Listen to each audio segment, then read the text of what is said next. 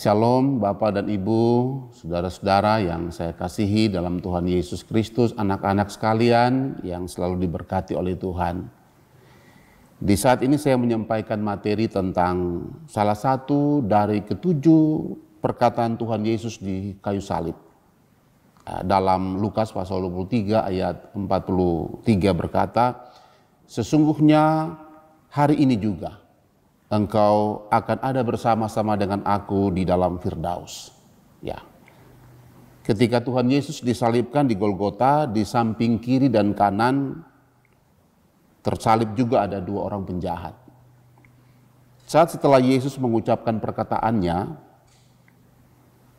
perkataan yang pertama diucapkan oleh Tuhan Yesus adalah, "Ya Bapa, ampunilah mereka, sebab mereka tidak tahu apa yang mereka perbuat."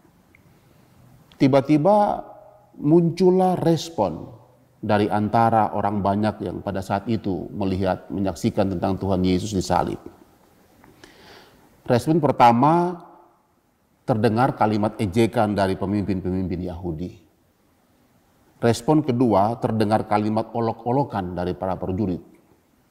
Dan yang ketiga, muncul kalimat hujatan dari seseorang penjahat di sebelah Yesus sendiri. Penjahat itu berkata begini, "Bukankah engkau adalah Kristus? Selamatkanlah dirimu dan kami." Penjahat yang menghujat Yesus ini tidak memahami dirinya sebagai seorang yang bersalah dan sedang dihukum. Itulah sebabnya penjahat yang satunya sekalipun dalam penderitaannya, ia menegur temannya dan berkata, "Tidakkah engkau tahu juga tidak kepada Allah sedang engkau menerima hukuman yang sama?"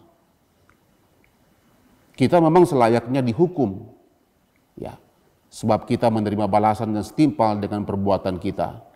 Tetapi orang ini tidak berbuat sesuatu yang salah. Pada satu sisi Bapak dan Ibu, si penjahat ini menyadari kesalahan dan dia menerima hukuman. Tetapi dia sebenarnya tidak setuju. Dia tidak kompromi dengan keputusan dari pemerintah pada waktu itu. Ya. Lalu kemudian dia menyampaikan permohonannya kepada Tuhan. Dia bilang begini, Bapak dan Ibu, saudara-saudara, "Yesus, ingatlah akan aku apabila engkau datang sebagai Raja."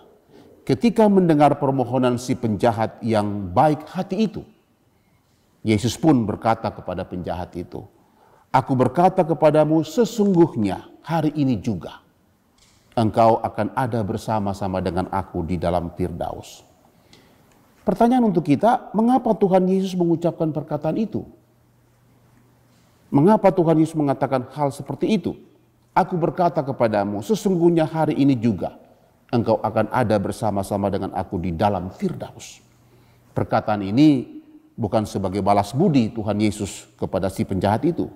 Bukan pula sebagai rasa terima kasih karena si penjahat itu telah membela Yesus di atas kayu salib. Tidak. Tetapi sesungguhnya itu adalah anugerah keselamatan karena iman yang mengakui Kristus adalah Tuhan dan Raja.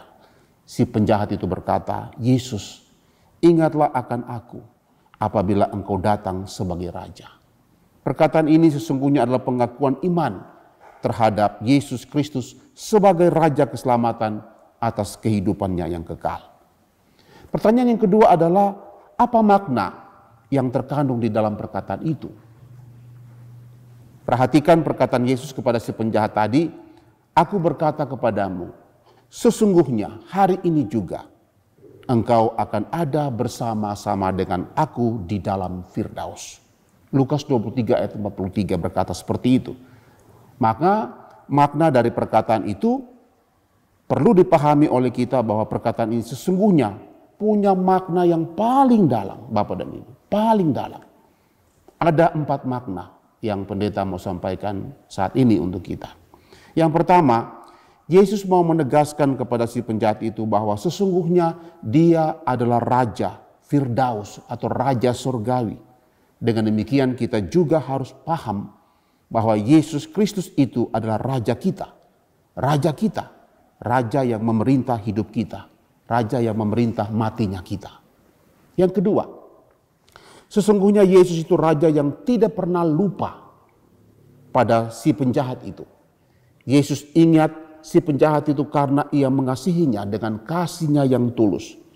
Yesus tidak pernah melupakan kita yang tulus mengasihinya, sekalipun sering kita melupakan Dia. Jadi Yesus tidak pernah lupa akan janjinya. Yang ketiga, Yesus punya kuasa dan kewenangan menentukan keselamatan bagi si penjahat itu. Kita pun harus paham bahwa keselamatan kita di sorga, di Firdaus itu, ada di bawah penentuan dari Tuhan Yesus Kristus sendiri. Dan yang keempat, Yesus punya kuasa dan kewenangan dalam menentukan keselamatan bagi si penjahat itu.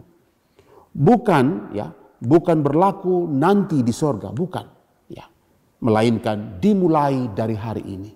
Jadi keselamatan itu sifatnya present, sekarang. Dan keselamatan itu yang bersifat futur, yang akan datang.